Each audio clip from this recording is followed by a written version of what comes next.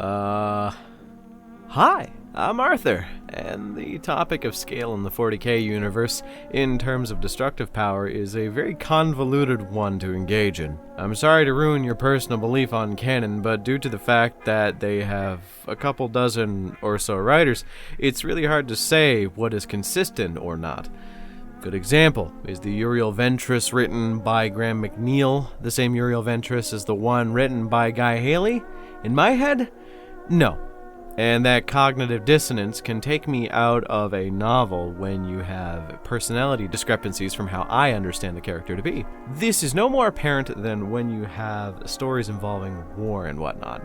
In some instances, a single space marine is going to murder fuck an entire platoon of human guardsmen and shock troops, and in others, you have a single space marine struggling to take down 2 injured crewmen. It's all about who interprets what in what scale for each novel. The Night Lords series does put into perspective how the Night Lords are shitty fighters in a head-on conflict, but they are pretty decent in terms of being a threat when they have prep time to hide and assassinate. The Ultramarines are good in most conflicts, but falter in perfecting individual aspects of war and conflict. The Imperial Fists do the siege thing well, but their flaws put them into perspective well enough to let you know that they are still human at their core, at least in a literary sense. Their weaknesses make them relatable, but also allow you to ground yourself in the setting so you understand that there are stakes at play. Like a legion of Ultramarine successors known for being the best of the best on a guarded fortress monastery is hard to get past, but with the proper tools, you can fuck them hard too. So, people can understand as to why it is possible for them to lose. Losing and dying is important in the setting itself, but what if I told you that there was an entire army in the setting based under the branches of humanity that was so perfect that they alter the scale of the universe so that it is slightly more balanced? I'm a firm believer that for the most part, you need to establish the high end of a setting and the low end. And for humanity, the low end is like hive scum that would die to a stiff wind. And the high end is the Adeptus Custodes. So what is a custodian or a custodian guard? That is pretty easy to explain, but with a lot of depth to cover.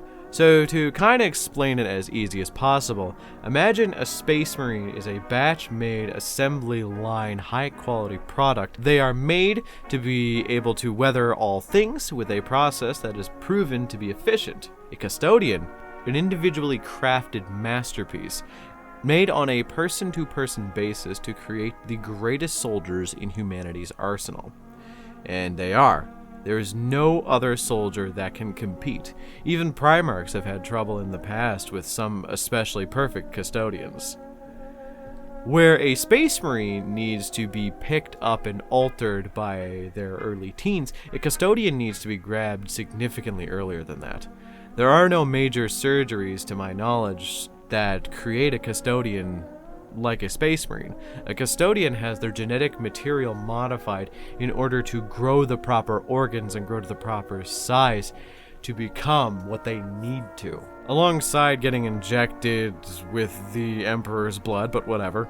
This results in 8 feet tall of golden go fuck yourself that will single-handedly win any war, which isn't a fucking joke.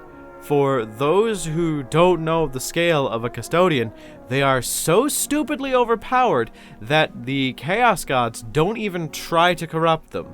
They just know it won't work.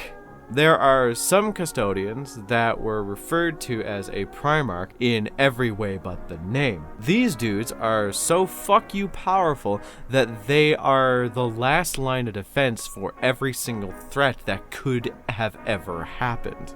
The scale of them is so maxed out that the Administratum regards every conflict they are involved with a success before it even happens. They train with their power armor off, so they have to move 3 tons of make-believe fantasy metals while also sprinting to get stronger. Their armor, by the way, is indestructible by natural means. It takes literal magic to have a chance at killing them. But if you think that makes it easier, well, sorry to say, but they surround themselves with these entities known as the Sisters of Silence, which turn off all magical shit at 20-foot radius. The effect is magnified if there are many of them. Yes, I understand I'm saying magic, I mean psychic shit, calm down. There isn't many, if any, Space Marines who could fight even the lowest ranks of Custodian and win. Or even last longer than 5 seconds, for that matter.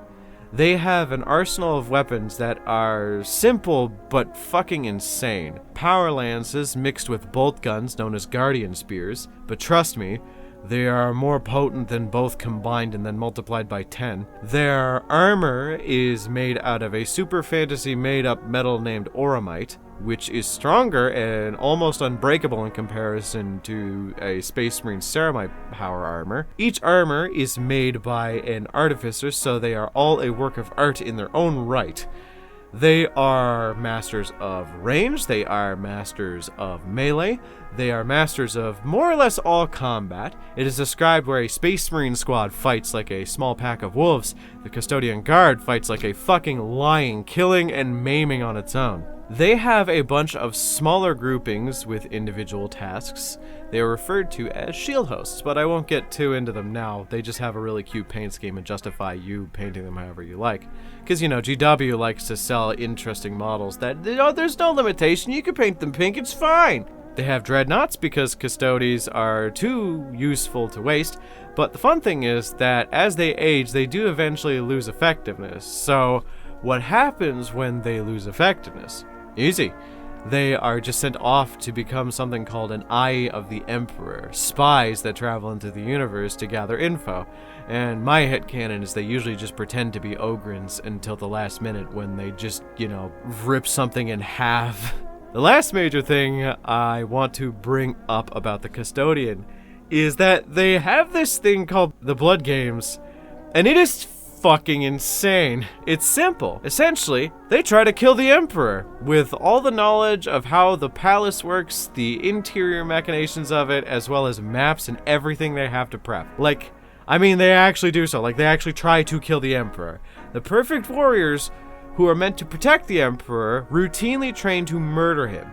They do everything they can to prepare and fortify themselves, taking decades of preparation sometimes outside the palace to break in, and because of that, they will do everything in their power to do it. Why? You gotta have a hobby, right? But for real, they do it to prove if there is any threat to the Emperor, because, who else is going to have the best chances of doing so other than a person who fucking knows the entirety of the palace by memory and has the greatest tool set known to man? Surprisingly, they don't succeed often, and they don't try to kill him as often now because, he's pretty close. But they do have fun doing something similar by releasing Tyranids and other aliens in the Imperial Palace to hunt and take down. To prove if the worst came to Terra, they could in fact deal with it and improve any kind of security breach that they might have. So, do you like perfection beyond perfection? Do you like having the best everything? Do you like the idea of your basic troop choice being as resilient and impactful in combat as a fucking Space Marine captain? Then maybe give the Custodians a try. They are pretty fun, and also, fun tidbit, one of the cheapest armies to get into, as you only need 10 for an army. What do you think of the beautiful golden boys? I think they are fucking amazing. I have thought for quite some time about starting my own army of them, but I never did for reasons related to me being poor. Let me know in the comments. I will be looking. Also, remember to like and subscribe, but on top of that, I want to give a special thanks to my channel members for supporting me. I promise I won't abduct your children and turn them into glorious golden monsters to protect God, unless you ask me to. And until next time, I want to say, I like the idea that if I make a Custodian video and it gets enough views, there is a slight chance that Henry Cavill will be in the comment section. So, if you're around, hello, big fan. Please don't make fun of me, I'll cry.